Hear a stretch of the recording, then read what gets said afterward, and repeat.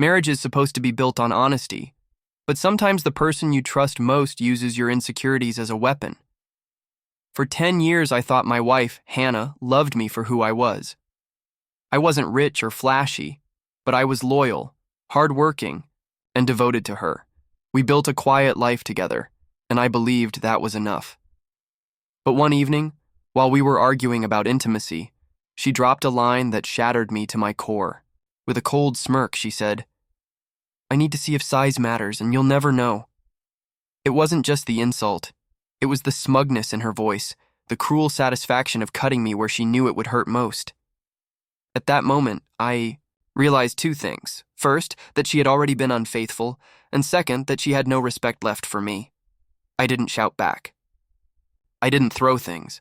I simply went quiet. She thought she had won the fight, that I would crumble under her words. What she didn't know was that I had already noticed changes in her behavior. Late nights, hiding her phone, girls' trips that didn't add up. Her comment only confirmed the truth. For weeks, I played dumb. I smiled, kissed her goodbye before work, and pretended everything was normal. Behind the scenes, I hired a private investigator. Within days, I had my answer. Hannah was cheating. With a man from her gym.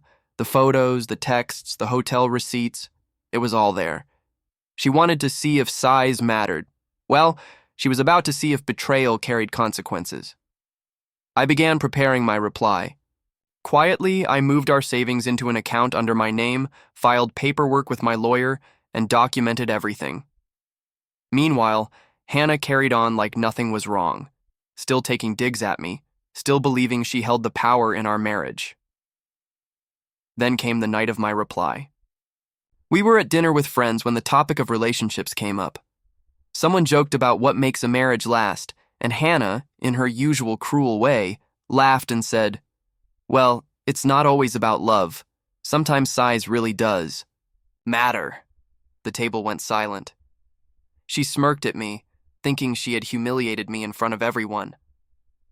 That's when I leaned back, smiled, and delivered my reply. "You're right, Hannah. Size does matter. That's why tomorrow morning, you'll see the size of the divorce papers waiting for you, along with the size of the evidence file I've already sent to your family and lawyer. By the way, your gym buddy, he's married. His wife will be getting copies, too." Her face drained of color instantly. The smugness vanished. She stammered, tried to laugh it off, but everyone at the table knew I wasn't joking. My phone buzzed. I had timed it perfectly. The emails with the photos, and screenshots were already being delivered. The fallout was brutal, for her. The next morning, she tried begging, crying, apologizing, but it was too late. I filed for divorce, armed with undeniable proof of her affair. The judge sided heavily with me. I kept the house, most of our assets, and custody of our 2 kids. Hannah, who had relied on me financially for years, walked away with almost nothing. Her affair partner? His wife left him the moment she saw the evidence. His reputation at the gym and his workplace crumbled. And Hannah, the woman who mocked me with "you'll never know," ended up living in a small apartment, broke, bitter, and alone. So, for me, I came out stronger. My reply wasn't just words at dinner. It was the life-altering decision to walk away with dignity, exposing her cruelty and protecting myself from a lifetime of disrespect. So yes, Hannah was right in a way. Size does matter. But not the way she thought. The size of her betrayal was massive, and so was the size of her downfall.